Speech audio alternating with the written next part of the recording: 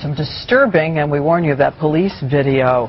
A woman suspected of drunk driving ends up on the floor of a police station. How did she get there?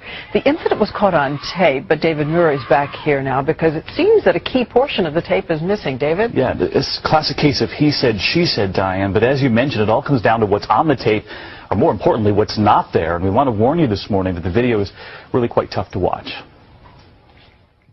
You're not going to let me call anybody. You're not going to let me call anybody.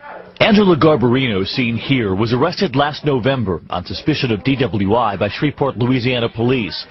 On the tape, you can hear her repeated demands to make a phone call. I have a right to call somebody right now, and I know that. Is this on the record? It's good. Wiley Willis, the arresting officer, has been trying to read her rights, but he runs out of patience, and things turn ugly.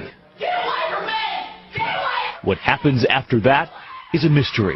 You understand me? Yeah, I understand. Because as you can see, the officer turns off the camera. When the recording resumes, Garbarino is lying in a pool of her own blood. Another officer takes a look before she's taken away on a stretcher. Garbarino suffered 2 black eyes and cuts to her face, along with 2 broken teeth and bruises. She says the officer beat her up. Willis was fired, but a statement from his attorney says he turned off the tape, quote, in accordance with normal practice, and added the suspect tried to leave the room. In the process of stopping her, she fell and injured herself. Experts who reviewed the footage say at the very least the officer should have called for female backup. I think you have a situation here where the arrested person is refusing to cooperate and the police officer apparently overreacting.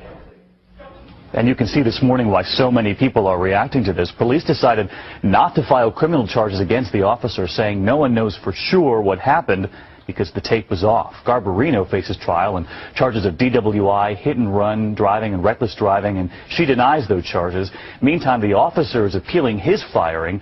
A Shreveport police spokesman says there's no specific law, but typically suspects in Shreveport get processed, booked, and then they get to make a phone call. But when he says he turned off the tape in accordance with common practice or with practice, what does that mean? Yeah, that's what I was wondering. And apparently, according to police policy in that jurisdiction, if they do not agree to take a sobriety test and get booked, then they're allowed to turn off the tape, which makes you wonder, is it time to revisit the policy? Very strange. Okay.